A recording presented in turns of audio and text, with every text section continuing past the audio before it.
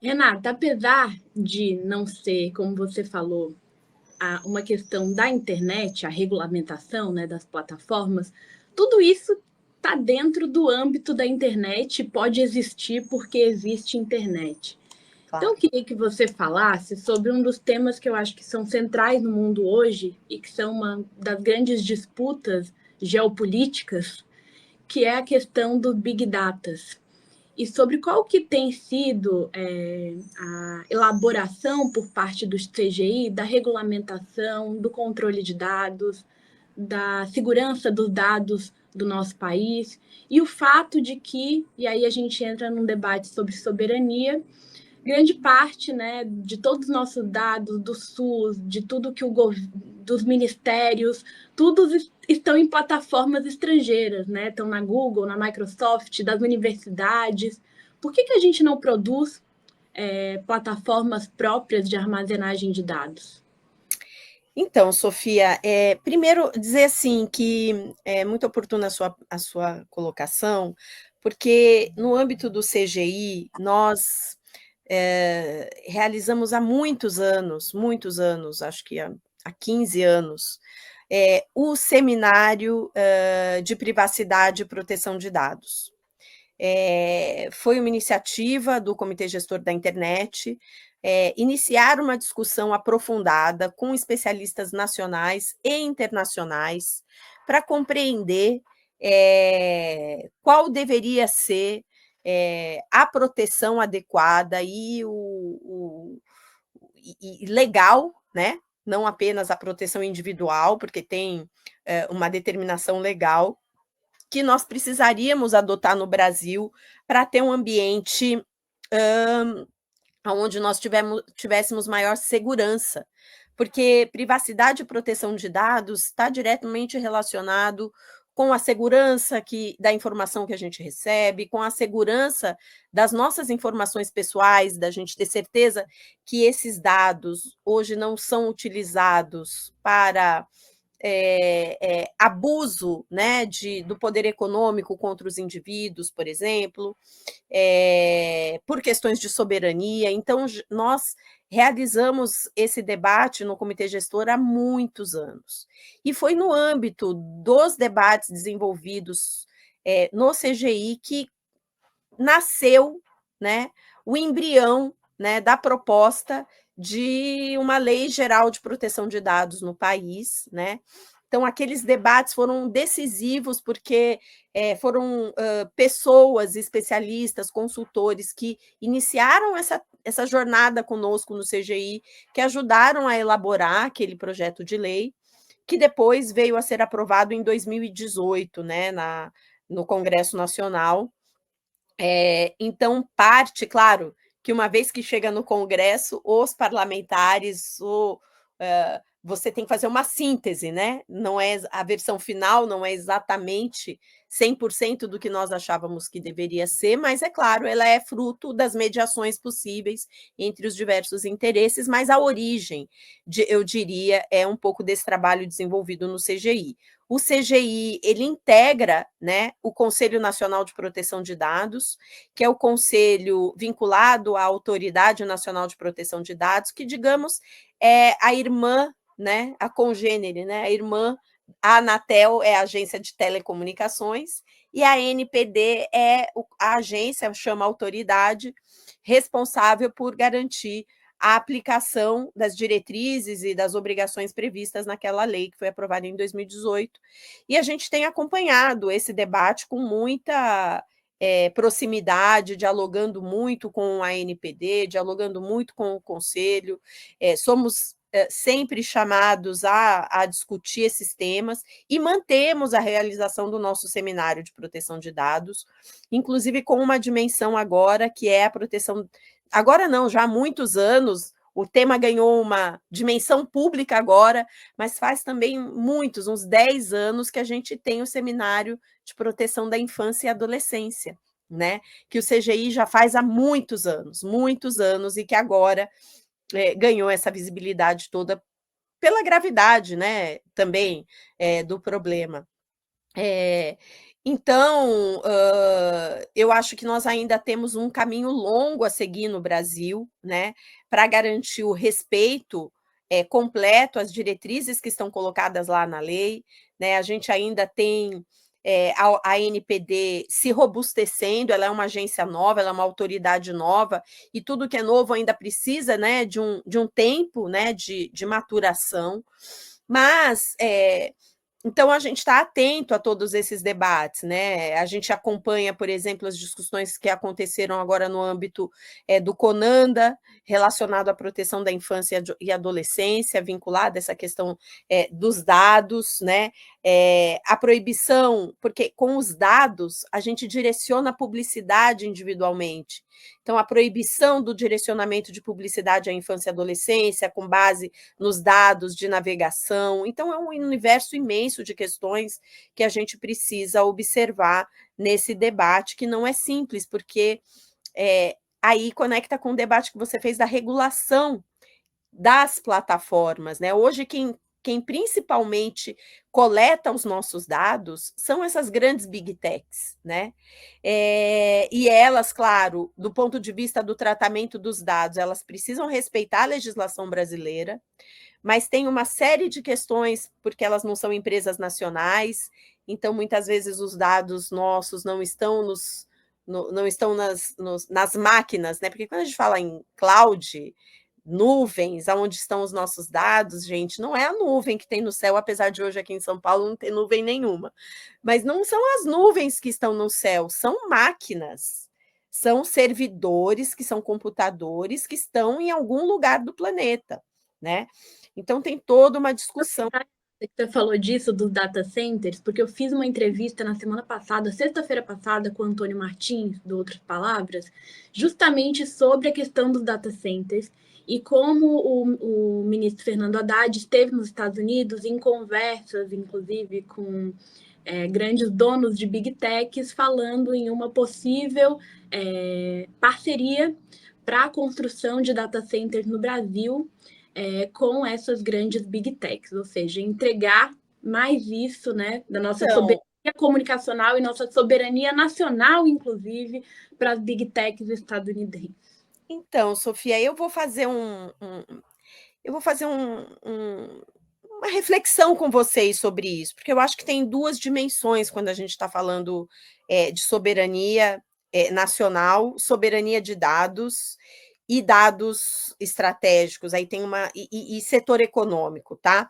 Então, o que eu acho? Acho que, e nós estamos discutindo e trabalhando, e o Brasil já tem avançado muito, apesar de ainda ter muito a fazer, no que diz respeito a ter uma política nacional para armazenagem dos dados públicos, dados do governo, em servidores, em data centers que sejam controlados, né, pelo setor público. Isso a gente tem avançado muito. Agora, veja, data center e aonde a gente, e o servidor que armazena os dados são duas coisas um pouco diferentes. Eu queria trazer aqui uma reflexão. O data center, o que é?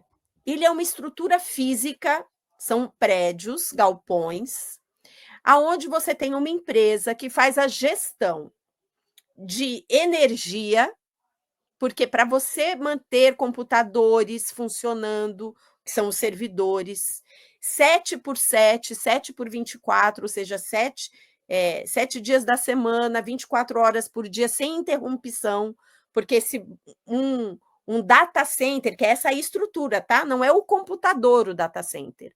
O data center é essa estrutura gigante, né, que precisa de energia para garantir o funcionamento de dezenas de servidores que estão armazenados lá. Esses servidores, Sofia, eles podem ser do próprio data center, tá bom?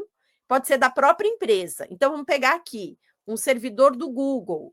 99,9% ou 100% do que tem num data center do Google são os computadores, os servidores que armazenam os serviços do Google. É do Google, tá bom? é o Gmail, é tudo do Google. Mas vamos pegar um outro servidor qualquer, que eu não quero dar um nome de uma empresa, que chama Data Center Renata, tá bom? Esse meu data center, ele não é exatamente de nenhuma big tech, mas eu vi um modelo de negócios ali, eu criei um data center e eu alugo e vendo espaço nesse data center. De que maneira? De duas maneiras. Uma, com os meus servidores da Renata dentro do data center.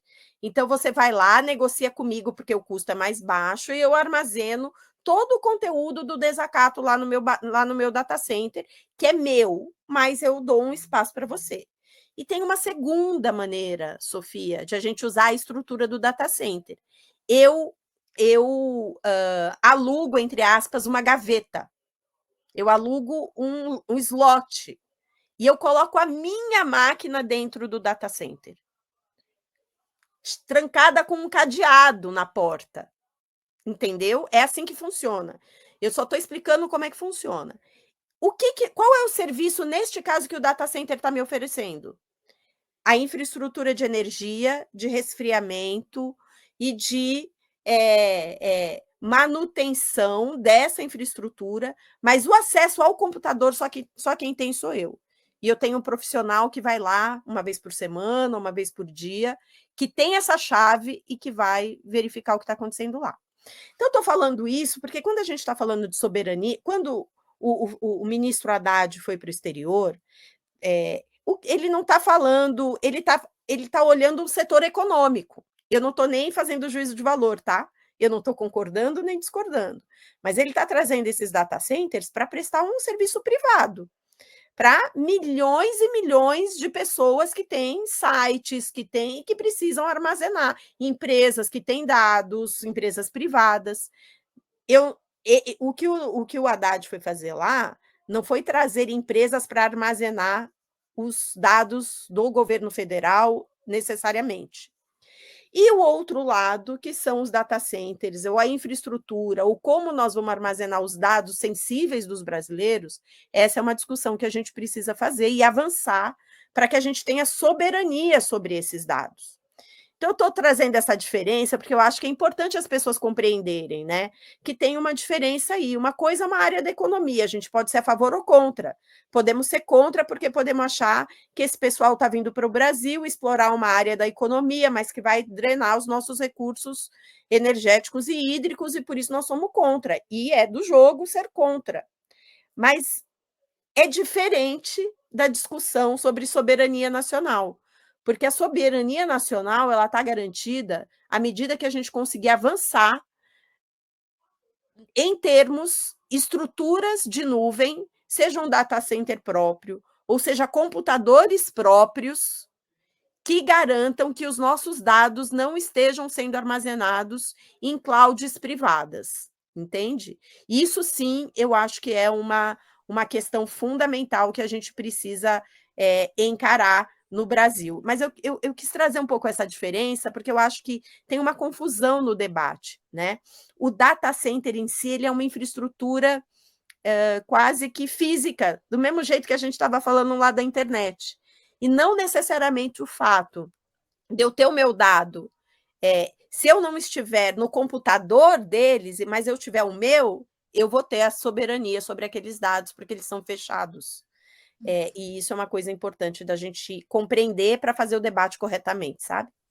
Entendi. Ou seja, não vão poder necessariamente manipulá-los, utilizá-los, né? Mas tem uma questão da soberania, como você colocou, né? A necessidade de energia, de água.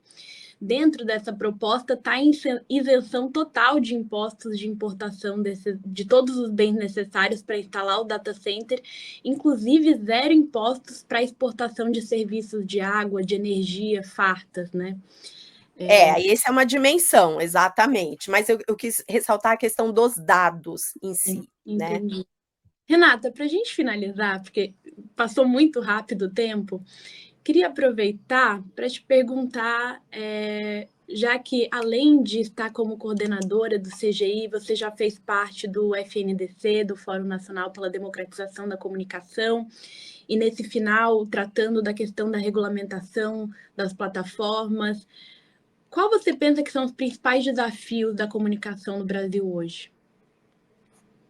Nossa, são muitos, né, Sofia? Eu acho que a primeira bom, não tem ordem, né, eu acho que, nós temos uma dívida histórica no país em pensar um ambiente regulatório e legal para a comunicação. Nós estamos pressionados ainda num discurso muito num debate muito superficial e cheio de preconceito, de dizer que regulação é censura, né, e que quem defende a liberdade de expressão é contra qualquer forma de regulação.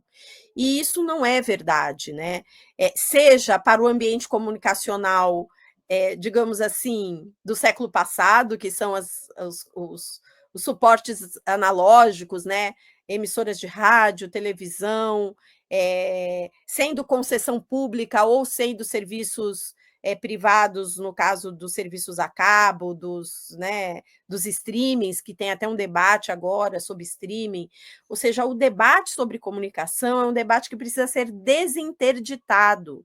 E a sociedade precisa olhar a comunicação como um direito, que não é apenas eu, Renata, ou você, Sofia, falar o que pensa. Não é o meu direito individual, a minha liberdade de falar o que eu penso, porque esse direito ele tem muitos limites a partir do momento que você olha esse direito a partir da sua dimensão coletiva, que é a dimensão coletiva da liberdade de expressão, que é de receber conteúdos de qualidade, confiáveis, que tenham um tratamento profissional, né, jornalístico. O papel do jornalismo hoje precisa ser ressaltado. Eu sou jornalista, né, e eu sempre ressalto isso. Nós vivemos num ambiente contemporâneo onde as pessoas acreditam que o jornalismo, que é o tratamento profissional das informações, é como você identifica quando uma coisa que acontece deve virar notícia, como ela vira notícia, quem vai falar daquela notícia, como eu vou apresentar aquela notícia. Isso é fundamental hoje no mundo onde você tem bilhões de pessoas falando ao mesmo tempo no ambiente das plataformas. Eu postar uma coisa na minha rede social como pessoa física não necessariamente é uma notícia e nem confiável, é a minha opinião individual. Então, nós precisamos fortalecer o jornalismo, nós precisamos fortalecer a comunicação pública, nós precisamos fortalecer a mídia independente, nós precisamos fortalecer os estudos de jornalismo nas universidades do nosso país, porque hoje o jornalismo está cada vez mais impregnado da lógica dos clickbaits que impera nas redes sociais. Então, a gente acaba, para garantir visualização, produzindo manchetes ou produzindo notícias rasas para competir com os influencers, né, que não são jornalistas. Então, assim, eu acho que tem um trabalho aí a ser feito e temos que fazer a regulação das plataformas de rede social. Isso é urgente no nosso país, porque nós não podemos ficar à mercê do que empresas privadas, né, a partir de algoritmos que não têm nenhum tipo de transparência, que usam os nossos dados, que usam as nossas emoções, usam os nossos rastros digitais para direcionar individualmente aquele conteúdo que ele sabe que vai acionar nossa atenção, né? E que empobrece o debate público e impacta de forma terrível a nossa esfera pública e a democracia, e a gente tem vivido isso nesse último período. Então, eu acho que são muitos os desafios no campo da comunicação que a gente precisa enfrentar para poder se estruturar novamente como uma sociedade que tem uma perspectiva crítica dos acontecimentos, né? E que consegue debater de forma respeitosa e racional essa perspectiva crítica, mesmo quando ela é vista de pontos de vista distintos. Então, acho que isso é urgente. Renata, Miele, muito obrigada pela tua presença aqui hoje no Mural da Manhã. Foi um prazer conversar contigo. Vamos seguir aqui sempre falando sobre o CGI, sobre o seu papel, sobre a importância de ser multissetorial e de manter esse órgão. Não é um órgão, é um comitê gestor Isso. existindo e não sobre a Anatel, mas que continue com a sua autonomia. Muito obrigada, Renata. Obrigada, Sofia, obrigada pela audiência de todos e bom dia. Um bom dia para todos que nos acompanharam hoje aqui na Manhã com Dignidade. Amanhã, no Mural da Manhã, a gente vai falar sobre a CPI da Covid. Então, aguardem. Amanhã, às 10 horas, no Mural da Manhã. A gente encerra Amanhã com Dignidade por aqui, mas lembrando que hoje, na Noite Livre do Portal Desacato, nós temos o programa do Rio ao Mar com Thali Feldglaser, que hoje vai falar sobre a brutalidade. Espera aí que eu vou colocar a imagem aqui para vocês verem a divulgação de hoje. Um segundinho. Tá aqui. A brutalidade sionista no olhar latino-americano. A entrevista é com o Jorge Siman, que é especialista na questão palestina. Então, às 19 horas, no horário do Brasil, às 17 horas no horário da Colômbia, porque também vai estar sendo transmitido para a Colômbia, nas redes sociais do Portal Desacato, você acompanha Do Rio ao Mar com Thali Feldglaser. Um ótimo dia para vocês, nos reencontramos amanhã. Um abraço. Produção Portal Desacato. Realização Cooperativa Comunicacional Sul.